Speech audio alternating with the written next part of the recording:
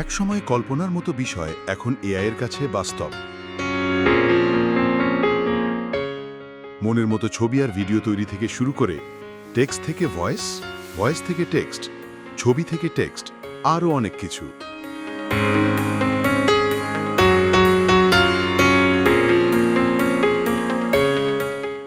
শুধু জানতে হবে সেটা কিভাবে করে। যদিও এআই প্ল্যাটফর্মে বেশিরভাগ পরিষেবাই টাকা দিয়ে নিতে হচ্ছে, এর মধ্যেও কিছু সেবা বিনামূল্যে মিলছে।